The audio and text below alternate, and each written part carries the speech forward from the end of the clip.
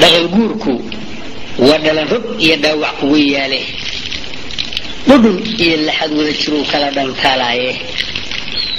darbaaxooyinku kugu dhuftaan dhaaxa ka go'ine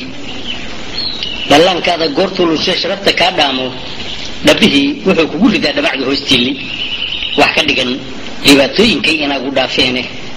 dhan kastaba dhacdada yaab kaliya dhabarjabkaa muuqda dhambaallada iswada dhaafay iyo dabadda loo dhoofay dadweynaha la dhuraya arliga laga dhammaynayo dhalanteedka iyo beenta iyo dhagarta hoostaalla waxaan dhaxanta celin baa jiroo kuu dhadhamahayne dhaqaalaha ajnabiga iyo nimcada dhihiga loo aaday niman baa u soo dhiiday oo soo dhalaalsadaye soomaalay dhaliishaadu waa dhaga adaygiiye idinka dhulkiinnii gabiya dhaqashadiisiiye midtaan laga hortegin waa u dhacdaa dhaaya xumadaasi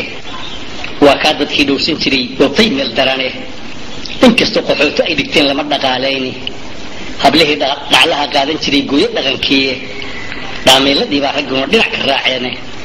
dhawaaqooda yeeraya iyo dhiigga laga daadshay kama dhiidhinaysaan haddana waad la dhalabteene dhaleecaynta wada qabtan mana isdhaantaane ku dhammaantee kar dheemsiiyo dhamac xisaaseed dhuuni awgi dhihiga iyo qurbaha ubadka loo dhoofshay rab baa dheefta bixiya intuu dhubin lahaa gaalku dhulkooda u roonaa kulay dhagaxya quutaan anigoo wixii dhacay iyo wixii la soo dhaafay Soomaaliya dhibaatada ku timid waa mid nooc weyne sidii calanka loo dhaliyay baa dhagartu taagnayde sidii calanka loo dhaliyay baa dhagartu taagnayde qof kastana dhaliil iyo wax qabad uu dhitiya kayde in kastoo dhismiye maamulkay rag isku maandhaafay way dabaqday xajidu inay dhacanta ma ahayne dhakafaarka iyo yakibaan dhabanka haystaaye isu soo dhawaantay haddii dhagar la moodayo oo la isku wada dhaaftay oo dhinacba meel goostay alla ilaahay dib baa muuqatay dhagaga yaabe dadku caynkan waa dhaami jiray dhuguya maamuusi dhalantiya waxgaradkuna sidaan uma dhantaalayne weligee dareen wada dhasho dhiiran baa jiray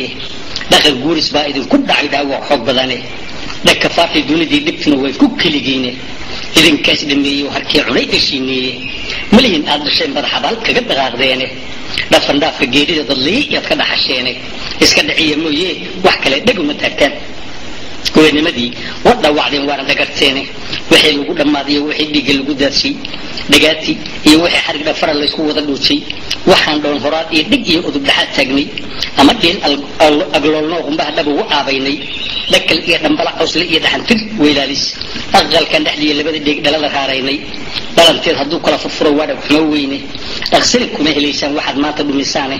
dhimanaashahooda wax badan loo dhutinayaaye